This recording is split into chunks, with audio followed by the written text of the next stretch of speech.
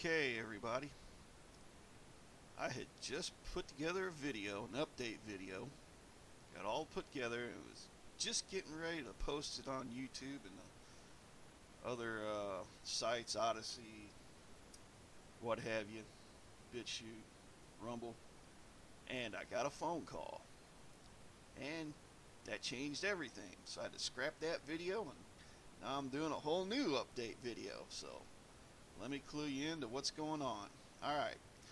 Now, I did a video over the weekend asking everybody to make phone calls and emails to Special Committee on Government Oversight, Representative Taylor's committee that he chairs. And this was for House Bill 2118, Right to Self-Defense Act. I guess that's what they're calling it, kind of, sort of. Okay, so what I was doing there is, the reason why I was doing the video today, is this morning I called to see if that was going to be up for a vote today, because I said it might possibly be up for a vote today, and it turned out it wasn't. I called Jared Taylor's office, and I spoke to his aide, and she told me it wasn't today, and she told me probably come up soon and just keep checking for it, or keep calling her and asking, to find out when it's going to go up. So I'm like, all right, that's cool. And after that, I went and actually did that back. Maybe it was before I did that. It might have been after. I can't even remember now. How about that?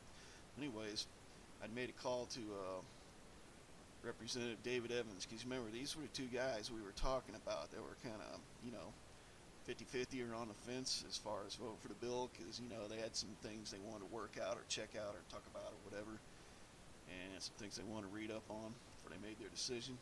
Well, anyway, I called Representative Evans' office today and see, I was going to get new updates, and I talked to his aide. He wasn't there, but she told me that he is now in talks with Representative Taylor, and they're working it out. So I said, good. And then, I told her that, with that said, that I support the bill and everything. She said, yeah, I know. We had other people contact us too. So it looks like that worked out, guys. In other words, what I'm saying is those emails and phone calls that you made, it's doing exactly what we wanted. It's what we wanted to do. Like I said before, we just wanted to give him a little nudge over to our side. And so with those emails and phone calls, like I said, now he's in talks. He's in talks with Representative Taylor, so that's on him now. He's got to work his magic. And we'll see. And I was like, okay, so we'll see what happens when this comes up for a vote. And so basically I was putting this video together, and another thing that's come up, which I'll talk about after this. And just as I had the video ready and I was about to upload it to YouTube, get another phone call. Representative Taylor's office, speaking to his aide there. And she told me it's going up for a vote tomorrow on Wednesday. So, with that said, now there's no reason, there's not going to be any more testimonies or anything like that. But, check this out, and I want you to follow me here. We'll get a new screen. I'm going to type in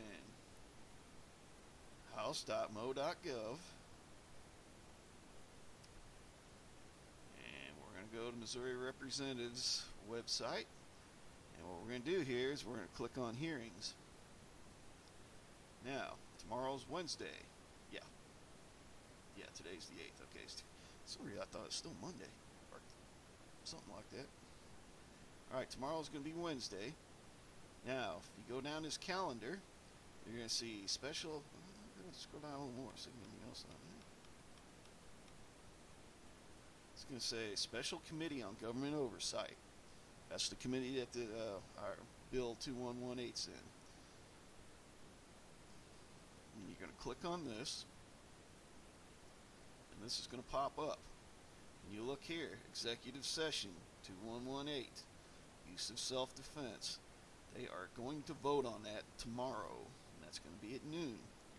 And then they got a public hearing for another bill. So, and you can't submit a witness form. That's already been done. So if you click on that, you look. It's only for the bill here. That one that's going to be testimony's going to be done on tomorrow. So,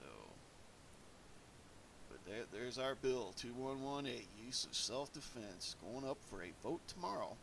You see this House Hearing Room 1 where it says live feed? Tomorrow at noon, you'll be able to click that on.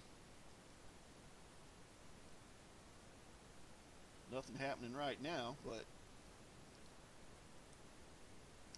you will definitely be able to click that on tomorrow, and it'll come up and you'll be able to watch the vote. So for all you guys that made those phone calls, it made a difference. Now I'm going to tell you something. Now you can get groups, lobbying groups like the sheriff's associations and stuff like that.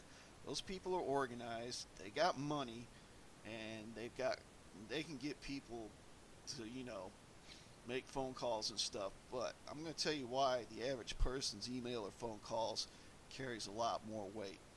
Because these people up here in office, these representatives and senators, they realize when these groups make the calls and stuff, they know they already have organization and money and get gains. But they also know they're just a small part of the population. Well, when you start getting your average everyday person sending them emails or making phone calls, then all of a sudden they realize, oh, hey, the word's getting out on the street. It's not just in the, the usual places of power, shall we say. It's getting out on the street now. So again, and they start seeing that, then they start paying attention. And like I said, to all you guys who made the phone calls and emails over the weekend and on Monday, it made a difference. Because like I said, as I was talking earlier, all of a sudden now, Representative Evans and Representative Taylor are in talks. And that was, I guess that would have been Monday or whatever, whenever those emails started pouring in. So like I said, we tipped them over our way. And so now, looks like might have tipped them over pretty good, because we weren't expecting a vote for not even this week. Maybe it's going to come up next week or something, But now it's tomorrow, so we're just going to have to see what happens, guys. If this thing passes, again, thanks to all you that made the phone calls and the emails and, took the time to watch this and spread the word and all that. So we got that. So that's how you're going to do this here, okay? Now we got that out of the way. Like I said, you'll be able to watch that tomorrow, if you so desire. So let me get out of that. Okay, what we're going to do next. Now, the next thing we're going to talk about is another possible SAPA bill in the state of Oklahoma. Here's what I got on Discord earlier today, and this is from Gun Eye. He posted this: another Second Amendment Preservation Act moves forward. So I clicked that on, and again, thanks to Gun Eye. Like I've said before, I'm just one guy. I'm nothing special. Yeah, and I appreciate when people put stuff up where I can take it and go check it out, as opposed to me trying to scan every state and every bill and everything, trying to find stuff. This makes a huge difference. In fact, that's kind of the whole purpose of this channel. So, I call it the one-stop shop for all things SAPA.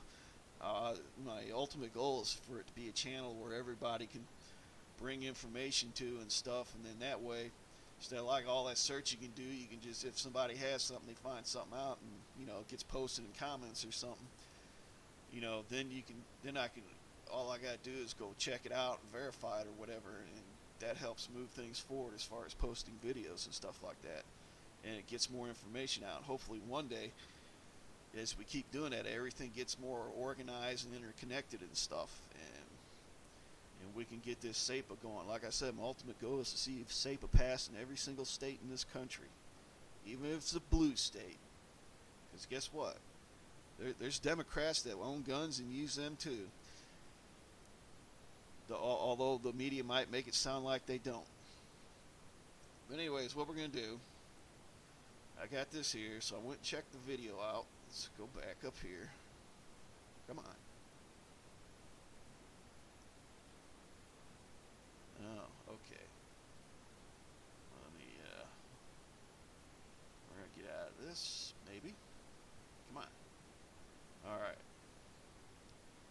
went and checked the video out. And where was that?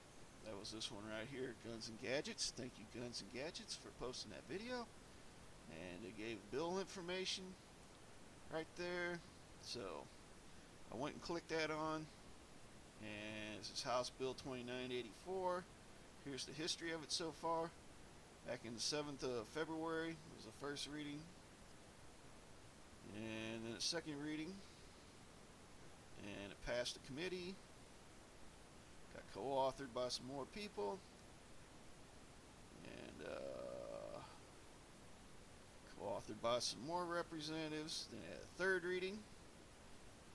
Measure and emergency passed. Ayes 78, nays 15. Referred for engrossment and engrossed, signed into Senate. So it looks like, yeah. Don't quote me on it. You know, I've been wrong before. But looks like it's going to the Senate. All right. And anyways, once I read that, I said, all right, let's go check this bill out. And so basically here you have it.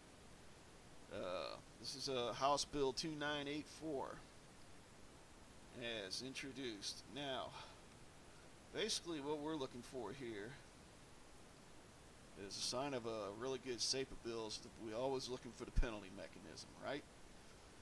So that if they do bad stuff, they get punished for it, which makes them not want to do bad stuff. Okay. So,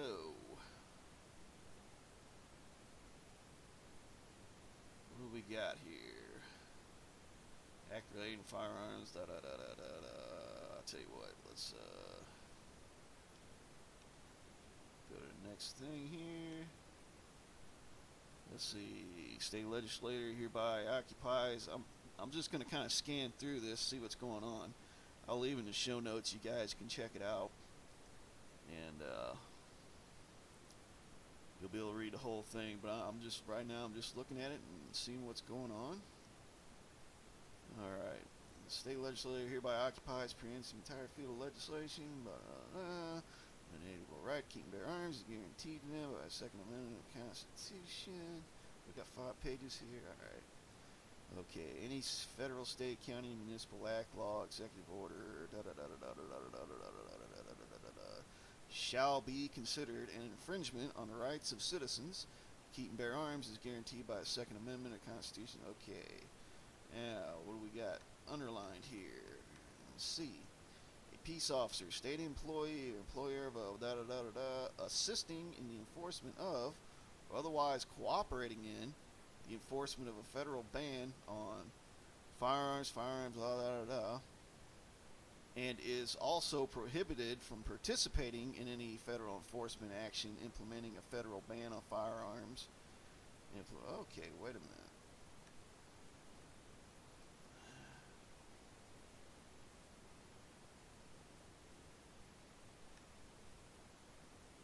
Let's go back. Okay. State legislature hereby occupies and preempts the entire field of legislation by any agency of the state or any political subdivision of the state to infringe upon the rights of a citizen of the state of Oklahoma. The unalienable right to keep and bear arms is guaranteed to them by the amendment of the United States Constitution. Any federal, state shall be considered an infringement on the rights of citizens. And then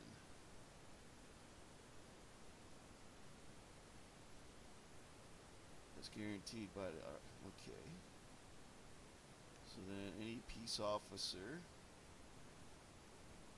is prohibited from enforcing, assisting in the enforcement of, or otherwise cooperating in the enforcement of a federal ban on firearms. And it's also prohibited from participating in it. Okay, so they're saying that their state, that the feds come down with a new law that is part of their state law, and they try to confiscate, and they try to enforce that. It's saying here that that any state officer assisting in the enforcement of or otherwise cooperating in the enforcement of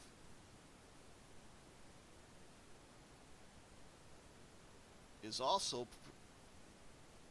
ammunition and in the enforcement of a federal ban and is also prohibited from participating in any enforcement action implementing a federal ban on firearms. Okay, so they're not supposed to do that.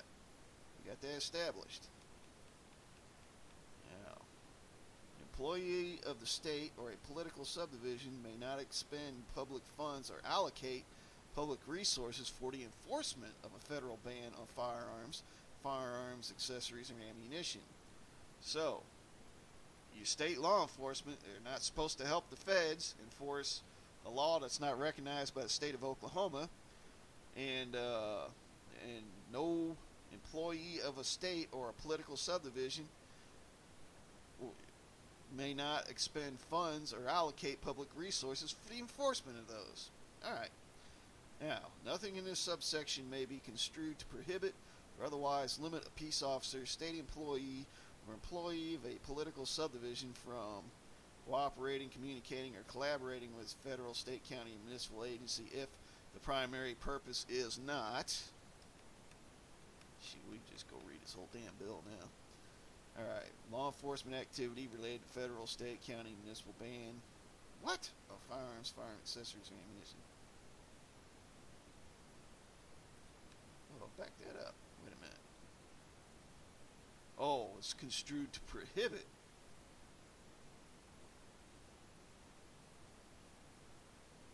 Wait a minute.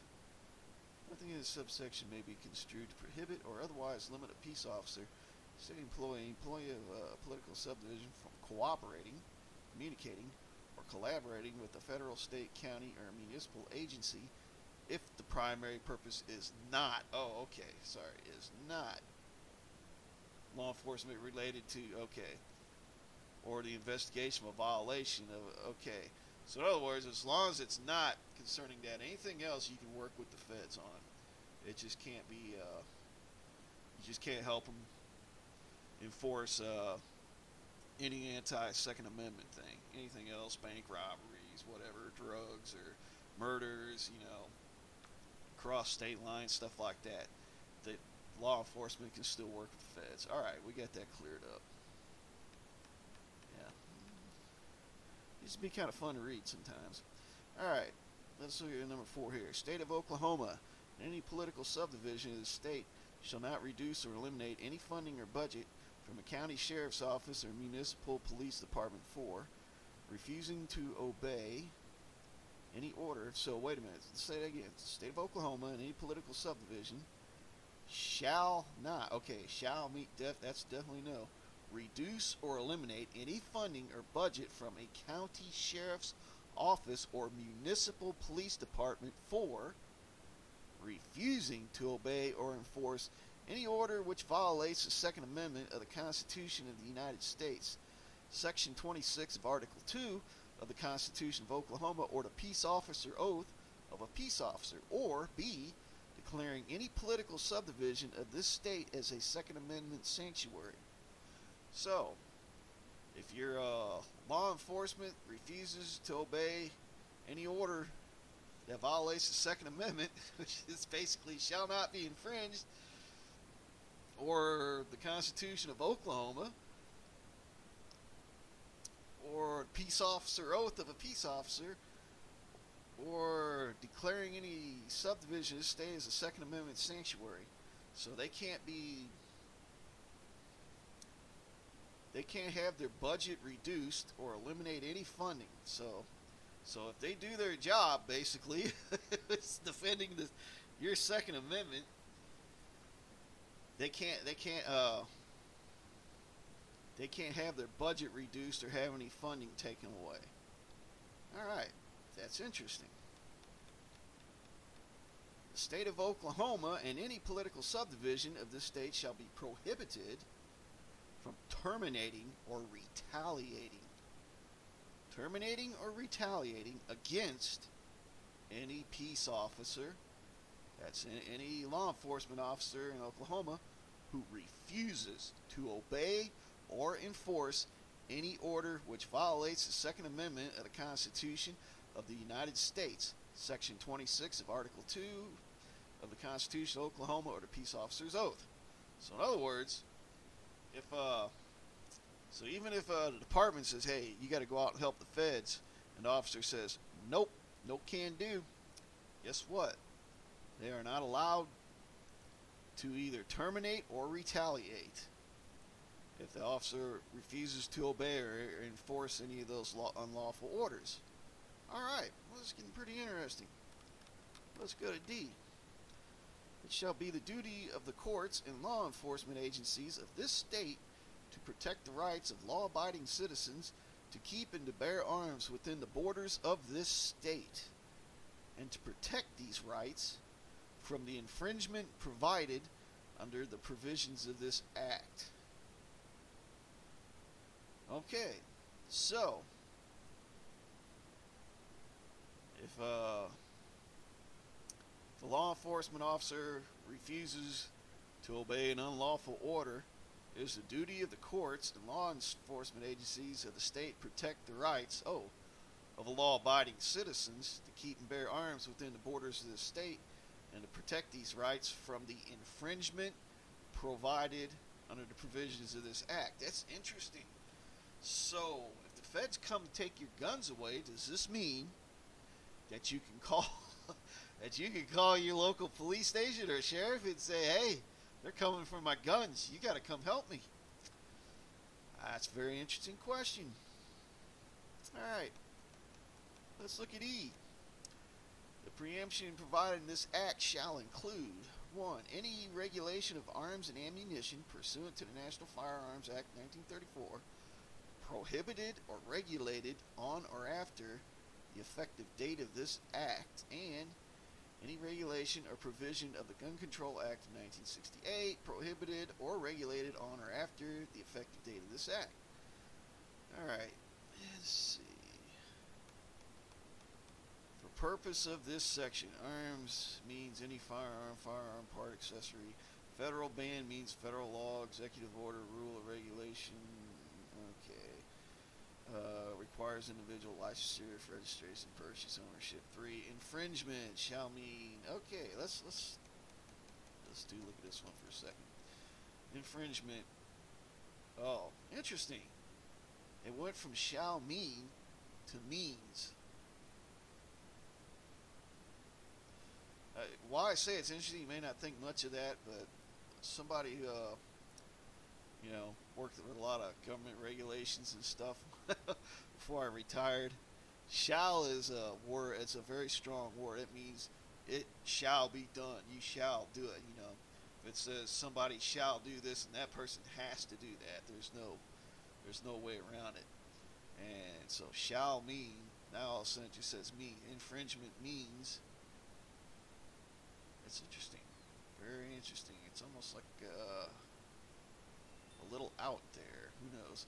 Means any law that reduces, represses, diminishes, or subverts the right to keep and bear arms, ammunition, parts, and accessories in any amount that is legal as of the effective date of this act of any citizen in this state. Okay.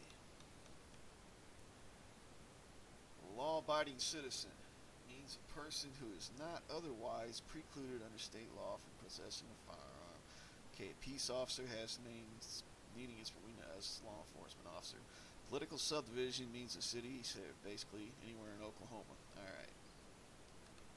Now, section 2 here.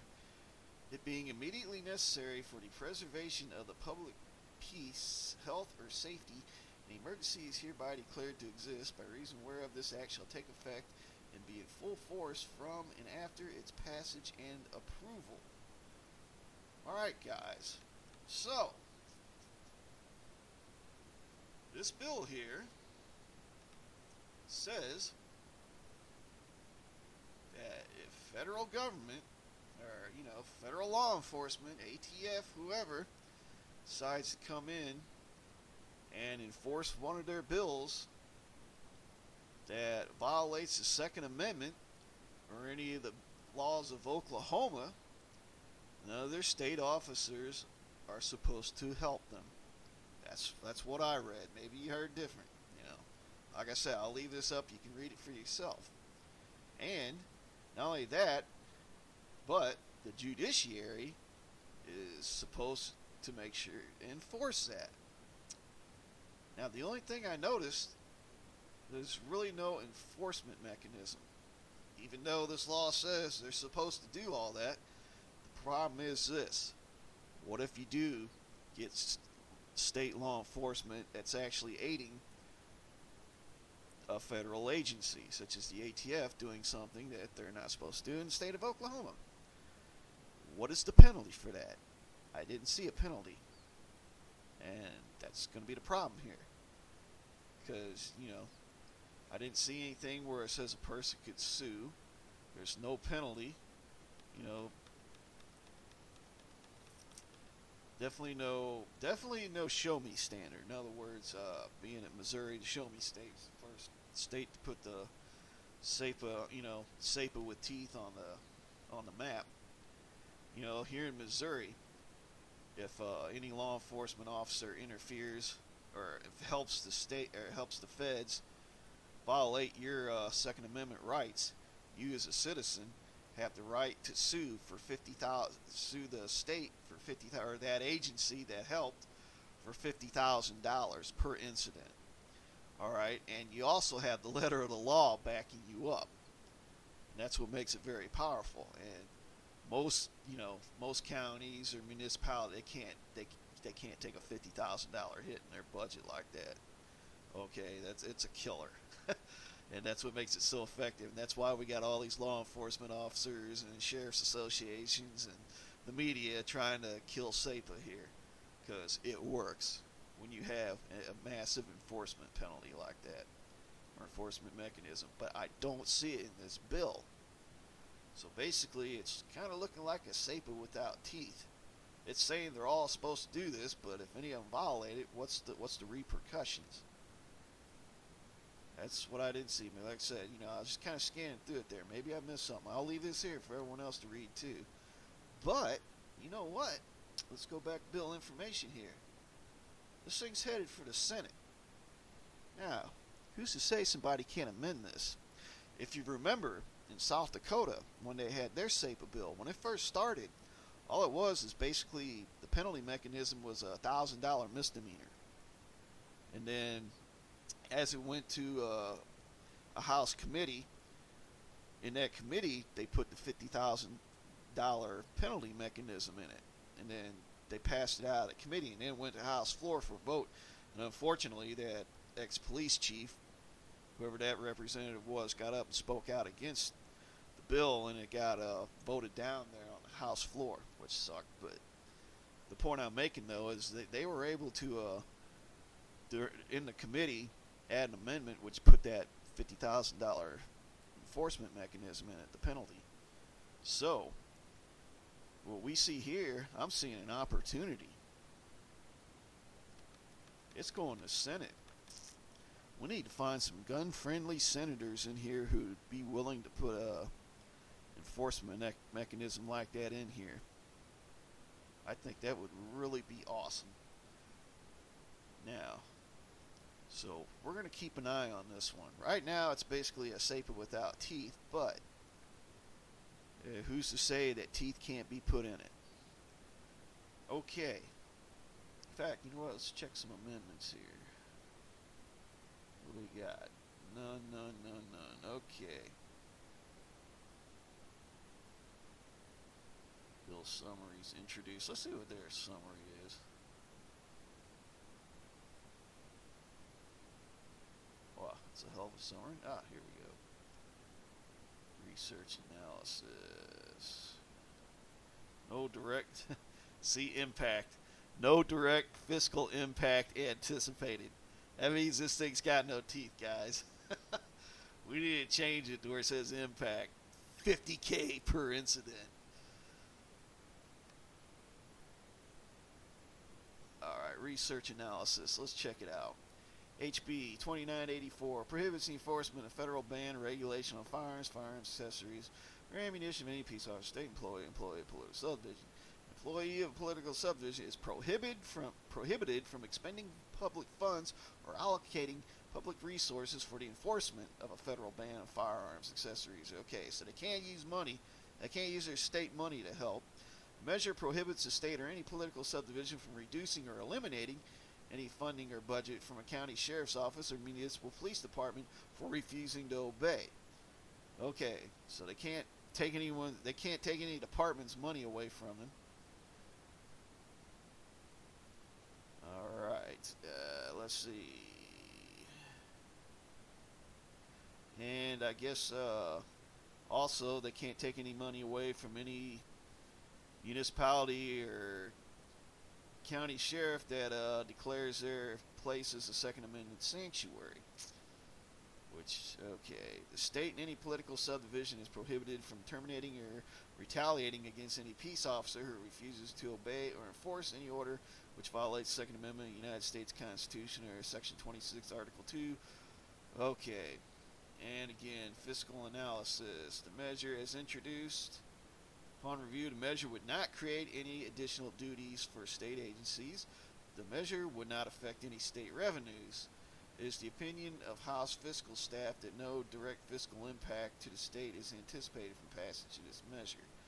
Other considerations? None. Alright. Let's go back. So there you have it, guys. You basically got a SAPA with no teeth. But is on its way to the Senate, so it's going to have to go through a committee. So I guess whoever is the Senate president will decide what committee it goes to. I would say, being that the South Dakota one got shot down, you got two of them shot down in Wyoming. Now you got a watered down version moving through the Senate. Or maybe it went out past the Senate, it's in the House. But either way, it's a watered down misdemeanor version. Doesn't carry no teeth, for the most part. And then the two in Iowa looks like they got shot down. So they've been getting shot down everywhere. All right, basically because a lot of them are using the reason that since Missouri Supreme Court hasn't ruled yet here for Department of Justice trying to sue, shoot SAPA down. That judgment hasn't been rendered yet, so they're probably using that excuse to not want to vote for these bills. And of course, Supreme Court's dragging their feet as long as they can, so the senators can use that. So legislators can use that as a so-called excuse for not wanting these bills. So they've been getting shot down everywhere. But now we got one in Oklahoma. Right now, this one has no teeth. But I'm going to be watching this, and hey, like I said, man, I'm never afraid to ask for help. Anybody else want to help keep track of this? Find out, what senators are, gun friendly and not, and maybe we can see who to contact and possibly see about getting an amendment with an actual penalty mechanism. We'll have to see. I guess we're going to see, find out who receives these bills in the Senate and decides which committee to pass them out to. Every state's a little different. Yeah, like here in Missouri, we get a bill like this past the House, it goes to the Senate pro tem, and that guy's the one who decides which committee it goes to, and he can make or break a bill. Yeah, so I'm sure they got their similar setup there. But if we can get it into a committee that's got some gun-friendly people, and maybe get an amendment for a penalty mechanism, and get that passed out of there, and then once you get it through the Senate, it'd probably have to pop back in the House to get approval because you had an amendment.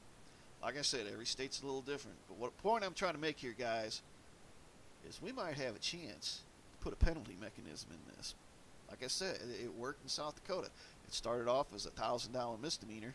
It got into a committee, and then a couple amendments got added to it. Next thing you know, it's got a $50,000 penalty mechanism. So maybe we can do something here. All right, guys, I got to stop this. This thing's getting long, man. But, yeah, so there's your update. And with that said, thanks for watching. And if you like what you heard, spread the word.